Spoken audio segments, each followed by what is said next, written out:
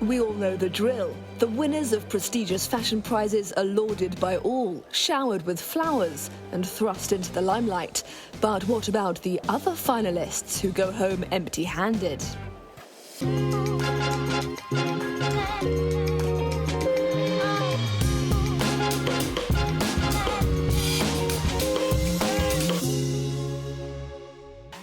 At the 37th edition of the Hyères International Fashion Festival, 10 designers made it to the final round. Only 3 won prizes, so time to give the floor to the other 7, all of them fiercely creative. Does fashion need to be socially and politically engaged? Does it have to have a message? In our work, we talk a lot about masculinity, how men can express themselves through their clothes.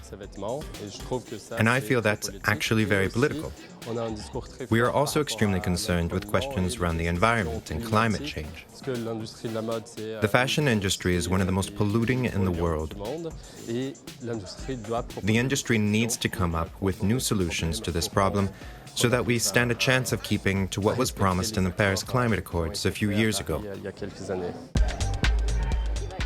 This is a collection that you worked on during the COVID lockdowns? Exactly. All of a sudden, I found myself at my family home with a big garden. And the garden really became my creative refuge at that point. So I actually developed a material from garden hoses. It was quite random, really. This is made exclusively from hose pipes. I haven't added any other materials or anything, no paint, nothing. I just cut up the hose pipes and melted them all together to create something akin to a new skin. Something that could replace leather or other fabrics. And it's mainly for making accessories. Where did you learn this technique? Nowhere. It's just experimentation. I taught myself. What's your collection's message? My collection's message? Well, it's really about wanting to only work with recycled materials. Coming to Hyères, it was really important for me to come up with a collection that was completely sustainable. The main thing that I recycled in this collection was men's ties. So the idea was to bring together lots of different ties and to weave them together to create a new thing from old things. And some of your dresses are transformable? Transformable, yeah. So yeah, I have few dresses that you can wear down or up and it will change the silhouette, and that's something I really wanted to also do in this collection because I wanted to that you can interact with the garment in a different way. That it can, in one time, it can be like a basket dress, and the other time it can be more like an evening gown from the same material. One look, one fabric, that's it? The collection is actually telling a story, so it's kind of built it up as an evolution, so there's like 7 looks that tell a story through the material. So it starts with a very organic, very natural material and then ends in like very artificial kind of man-made materials. You love fabrics. Yes, I do. Yeah. I love fabrics. I love material. I love craftsmanship. I think that's also like the thing that you can see in the whole collection, because that's also the reason why I chose to work with like several materials and then try to work from head to toe with one material and build these monochrome looks. You did everything yourself?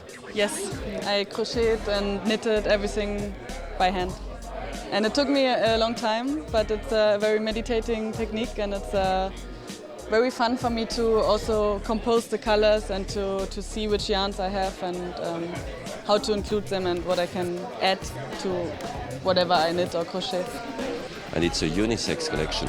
It's a unisex collection, exactly, because I realized during knit, when I explored knitwear, the lines between male and female in the garments became very fluid, and I tried it on myself, I tried it on friends, and different people came to me who were like interested in trying, and that was kind of a point where I realized that it doesn't really matter.